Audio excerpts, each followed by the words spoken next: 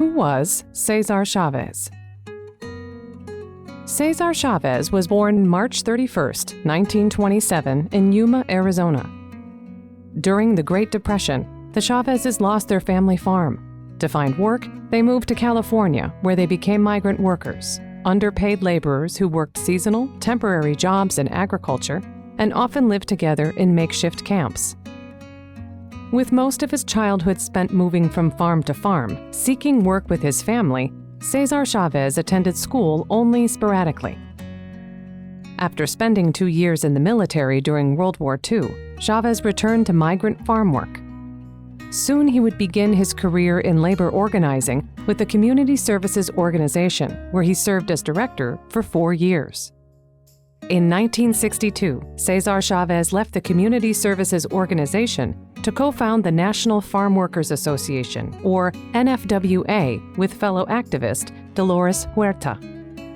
In September 1965, Chavez began leading what became a 5-year strike by California grape pickers, and a nationwide grape boycott that found support across the United States. Labor battles with agribusinesses, including grape and lettuce farms, generally ended with signed bargaining agreements, thanks to Chavez and the NFWA. Cesar Chavez died on April 23, 1993.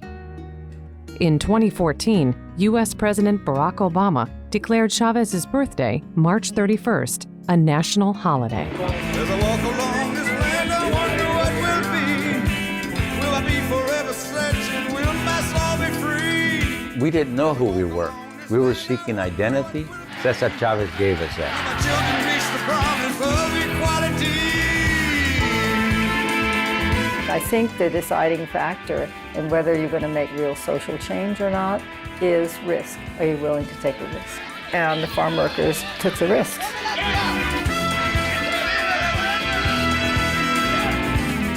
I walk along this land, I wonder what I see. See my brothers struggling to be free. You're either part of the problem or part of the solution. There ain't no in between. Will I be forever yearning? Will my soul be free? It was said somewhere along the line, beware of a movement that sings. Oh man, it was so exciting. The musicians were excited, the people were excited. Even though we don't know where this journey is going to end, we know that this journey is going to be successful, even if it takes a long time to get there.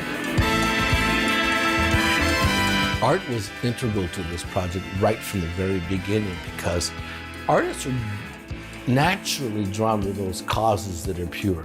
They're naturally drawn to them. Whether they're writers or they're musicians or they're actors or they're poets or they're painters, naturally they're drawn to that. Cesar Chavez, his dreams, his hopes, his desires, his work will live as long as we who are alive keep it alive.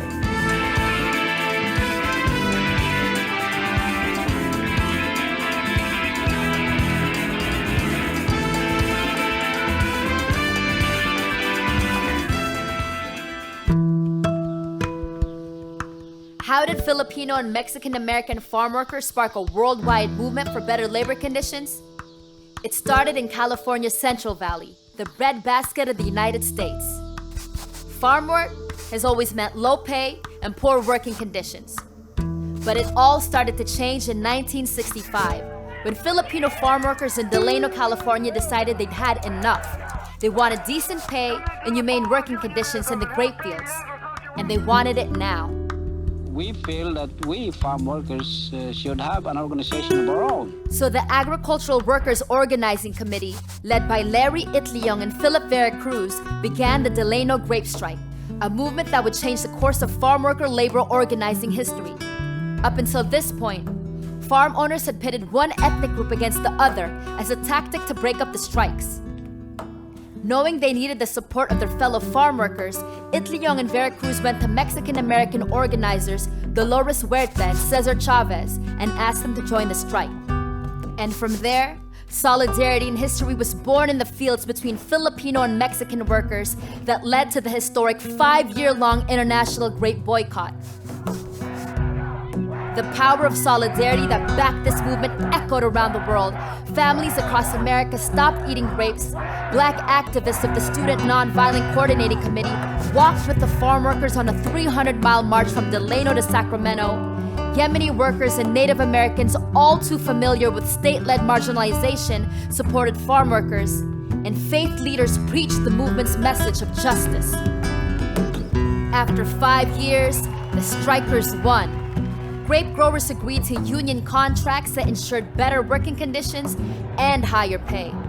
Filipino and Mexican farm workers found unity in their fight for labor protections and formed a coalition and movement from which a vision of solidarity and collective power was created.